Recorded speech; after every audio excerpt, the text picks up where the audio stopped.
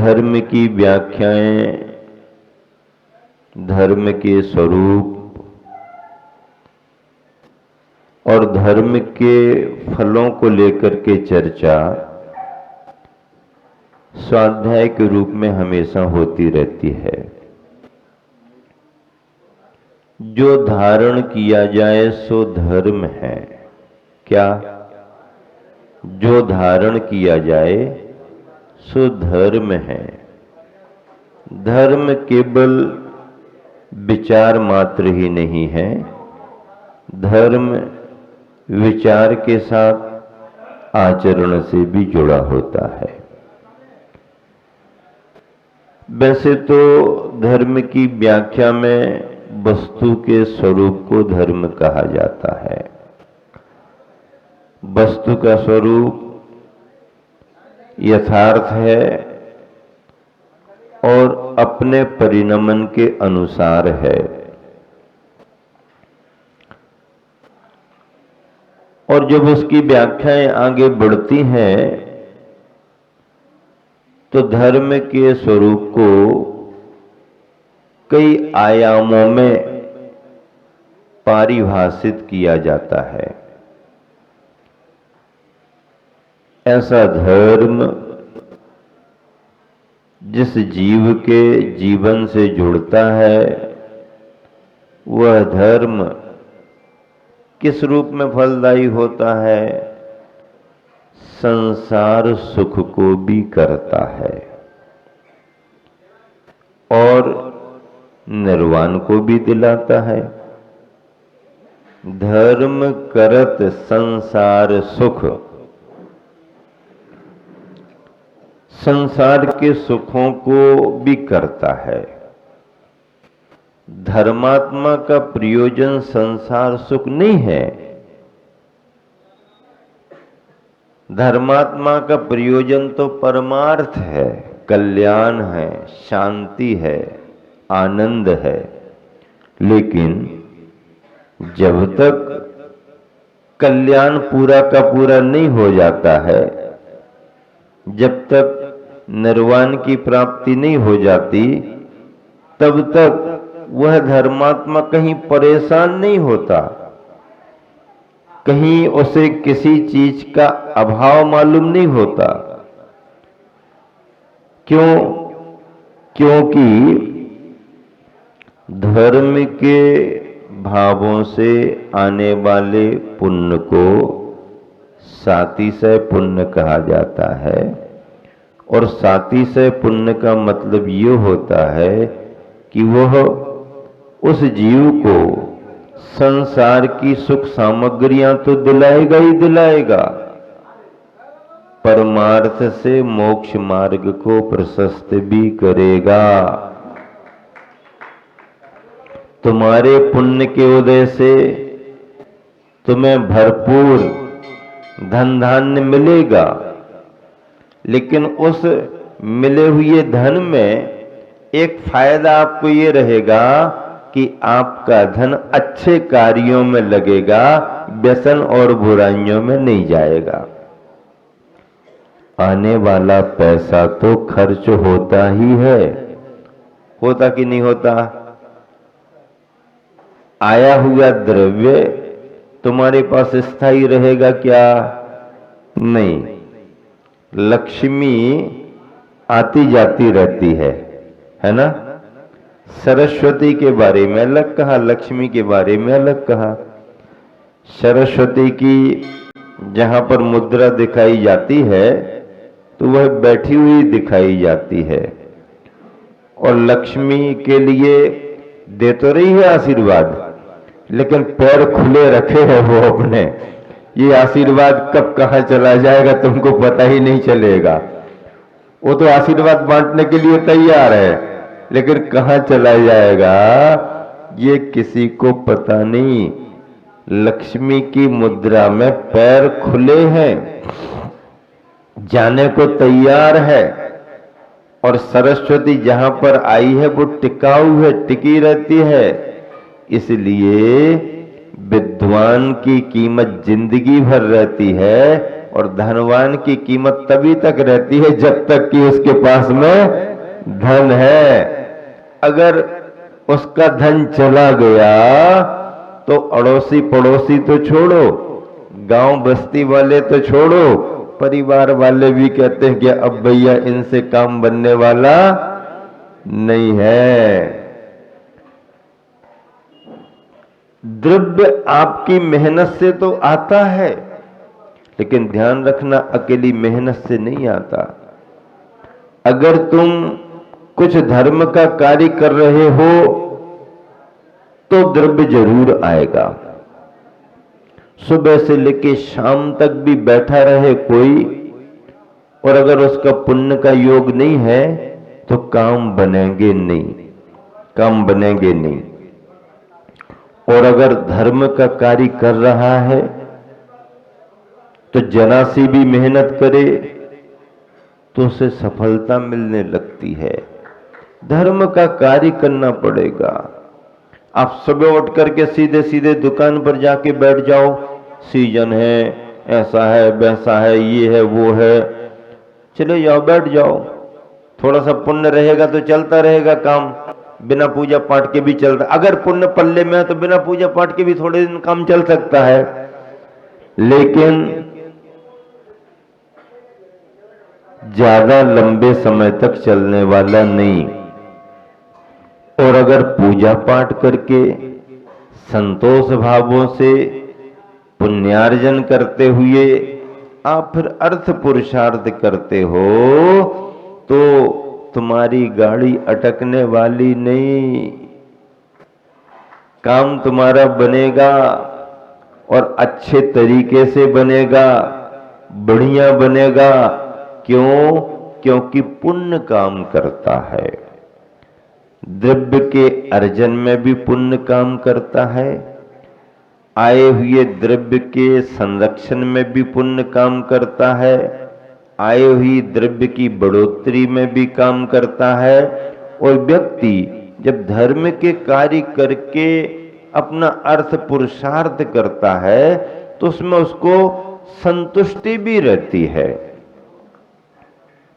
और उसका आया हुआ द्रव्य अच्छे कार्यों में लगता भी है, अच्छे कार्यों में लगता है। अन्यथा धन की स्थिति कैसी है? खाए खोया बह गया, जैसा आया वैसा गया। एक कहानी याद आ गई, अभी अभी आई है, पहले से याद नहीं थी। खाए खोया बह गया कहते ही साथ एक कहानी याद आ गई। एक व्यक्ति चोरी करता था, सारे काम उसके चोरी से चलते थे। वो जानवरों के बाजार में गया,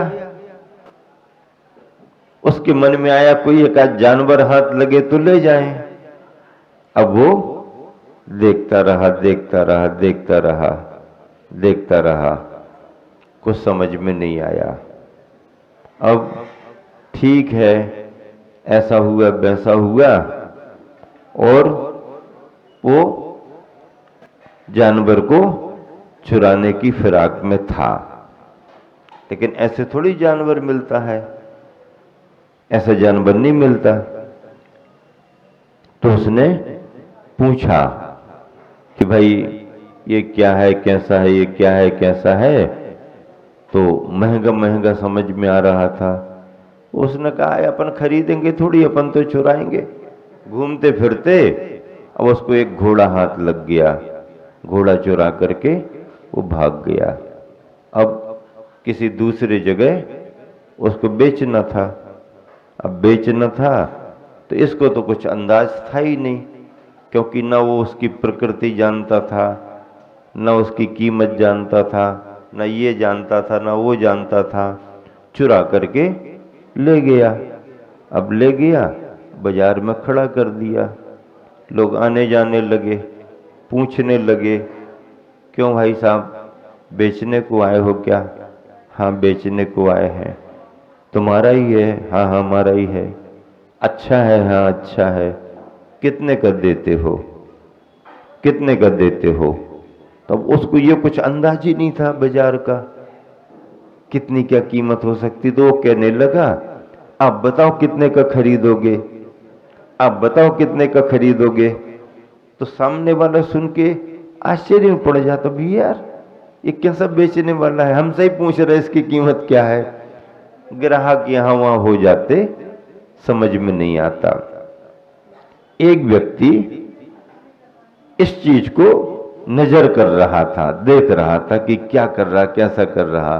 तो 2-4 घंटे में उसको समझ में आ गया, ये व्यक्ति फ्रॉड जैसा दिख रहा है, सही दुकानदार नहीं। क्यों? घोड़ा बेचने के लिए आया है और ग्राहक से पूछने लगता कितने का खरीदोगे। अरे तू बेचने वाला है, तू अपनी कीमत बता, बाद में ग्राहक से पूछ कितने में लेना चाहता है। कीमत तो तुझे पहले बताना पड़ेगी। बताया ही नहीं। शाम होने को 2, 3, 4 बज गए, तब तक फिर कोई बिका ही नहीं। एक आदमी बात कर रहा था, आ गया पास में। अब घोड़ा बेचने के लिए आए? हाँ, घोड़ा बेचने के लिए आए। अच्छा, अभी तक बिका नहीं?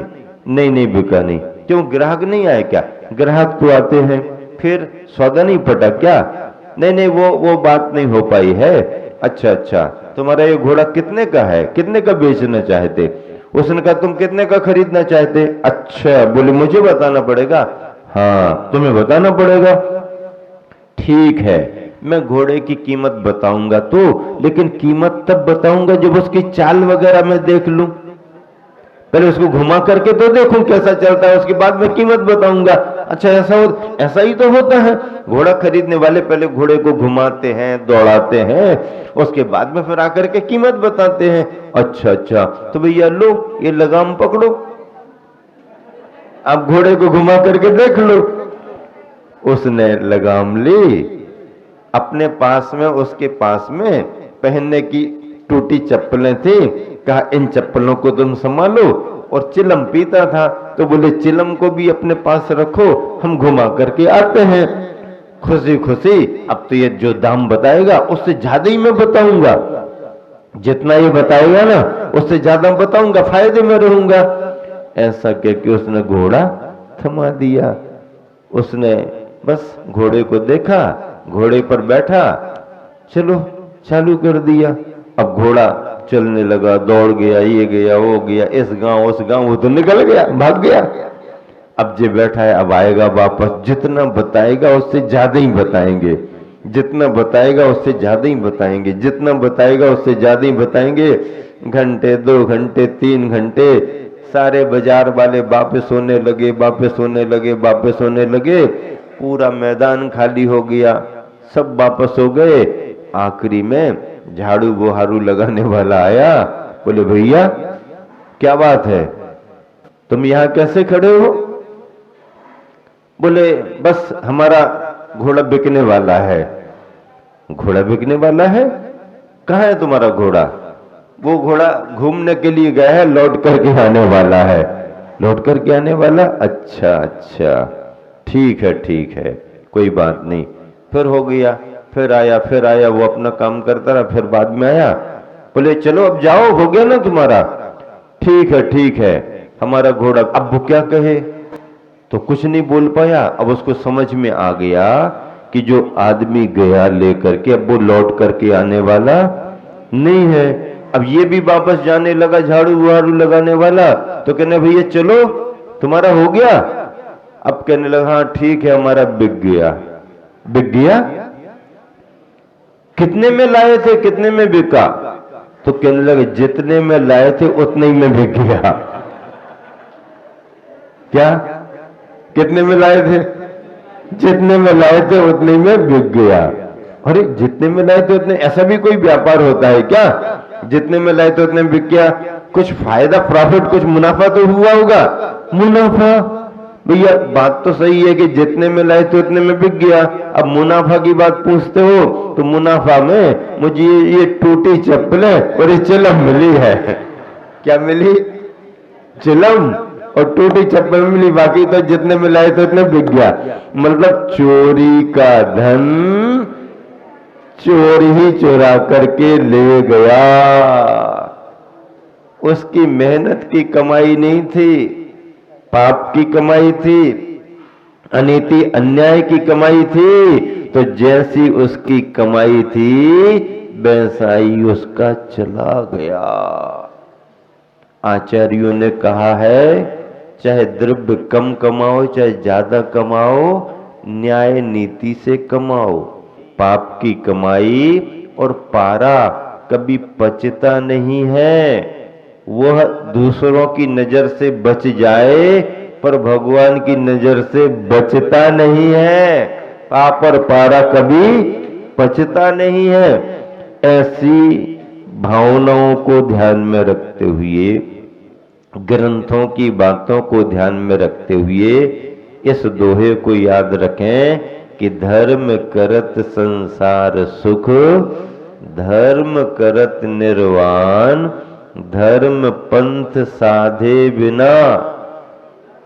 अब बताओ, मनुष्य की पर्याय तो मिल गई, लेकिन अगर तुमने इस योग्य कार्य नहीं किया तो क्या कहते हैं? नर तिर्यंच समान।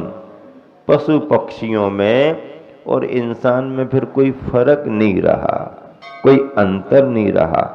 ऐसे ऐसे विद्वान हुए हैं जो बड़ा बड़ा संतोष भाव से धंधा करते थे। दौलत राम जी, सदा सुखदास जी, दयानंद राय जी, भूधर दास जी, पुराने विद्वान हुए। दौलत राम जी कपड़े को रंगने का छिपा का काम करते थे। उनका एक निश्चित टारगेट रहता था कि इतने का माल बिक गया, इसमें इतना प्रॉफिट हो जाएगा, फिर दुकान बंद। और एक दिन ऐसा हुआ कि सुबह ही सुबह दुकान खोली, पहले ही ग्राहक ने उतना सामान खरीद लिया, अंदाज से उनको उतना प्रॉफिट हो गया और उन्होंने दुकान बंद की, घर वापस आने लगे। दूसरे तीसरे ग्राहक रास्ते में मिले, पंडित जी कहाँ जा रहे? आज दुकान नहीं खोल रहे। दुकान खुल गई। कहाँ जा रहे? अब घर जा रहे। हमें सामान चाहिए, अब नहीं मिलेगा आज। क्यों? हमारा टारगेट पूरा हो गया, लक्ष्य पूरा हो गया। क्या हो गया? जितना हमको आवश्यक था उतना पहले ग्राहक से ही मिल गया, अब कुछ नहीं। तो हम क्या करें? जहां से तुम्हें लेना हो देखो हमारा। अब दिन भर क्या करोगे? 6 ढाला लिख रहे हैं ना, धर्म का ग्रंथ लिख रहे हैं, उसको लिखने में अपना समय देंगे, अब मुझे कोई जरूरत नहीं है। ऐसी संतोष वृत्ति वाले विद्वान भी कैसा जीवन रहा। वो मुनि नहीं थे, वो बहुत बड़े त्यागी प्रतिमाधारी नहीं थे, लेकिन घर गृहस्थी में रह करके भी धर्म के प्रति कितनी आस्था और दिनचर्या कितनी सात्विक और संयमित बना ली। इतना बड़ा संतोष भाव। ऐसे ही दान पूजा के धर्म कार्य आप करते रहें।